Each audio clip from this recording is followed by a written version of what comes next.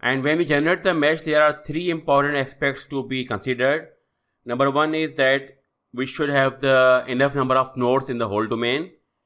And number two is that the mesh should be fine enough in the important areas, for example, in the wake and in the boundary layer. And third point is that in the boundary layer, you should be put the number of nodes as per the requirement of the flow conditions. For example, if you are going to solve the flow only for lift coefficient, then we don't need the more points in the boundary layer.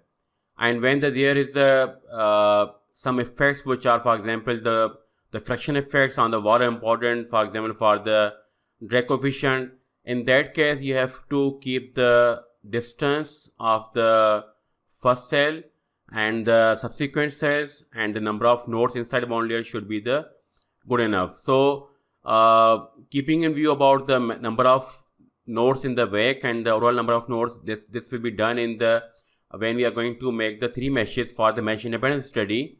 But for the boundary layer, we have the one calculator which is developed in the Excel and is provided for you in the as a course material. You can download it and use it as you like it.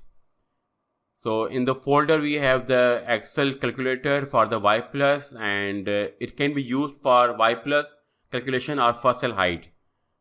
And from the formula you can see that we have for the Y plus formula is equal to the friction velocity times the first cell times the density divided by the viscosity. So from this formula you can use this formula to find out the first cell height for the given Y plus. And these are some correlations we are going to use for this formula, and this formula is derived from the flat plate turbulent flow. So the correlation for the CF is the 0.058 divided by Reynolds number power 1 by 5 or 0.2, and the wall shear stress is equal to the 0.5 times the CF into density into the velocity square, and the friction velocity will be equal to the square root of the wall shear stress divided by the density. So from here you put the value of the wall shear stress in this formula, and density is known and the viscosity is known. So either you can find out the delta Y of first cell height from this formula and for the given Y plus, or for the given first cell height you can find out the value of the Y plus. So for this case, as we know that the Reynolds number is 768,000, velocity is 40 meter per second, and density is the 1.225, and viscosity is equal to the 0.4018375. So just change this value to this calculated value here, and after that you can, for the given Y plus, you can find out the value of the first cell height, which is for the Y plus 10 is equal to the 0.408318. Now the question is that why we are not going for the Y plus 1. I will discuss in the next lecture that why we are going for the Y plus 10 and what's the benefit of the having Y plus is equal to the 10. But right now just understand that how this calculator is being used and how to calculate the Y plus or the first cell height from that calculator. So here I have the calculator open here. So for the first cell Y plus, you can put the value of the Reynolds number. Friction velocity will be calculated automatically from these formulas. So first we calculate the friction velocity, coefficient of friction first, and from here we calculate the wall shear stress from this formula, and then finally friction velocity will be calculated from this formula. And this same value exactly is put here by is equal to sign, which is equal to the B21, which is this cell, and the first cell height we have taken as just on our guess is a 40.401, density is a 1.225, and as I told you, viscosity should be equal to the 0.40 and 18375. Let me check again.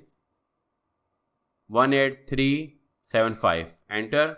So it's just varying the value of Y plus from the 1.2 to the 1.17, so slightly variation, but you should correct the value of the viscosity here.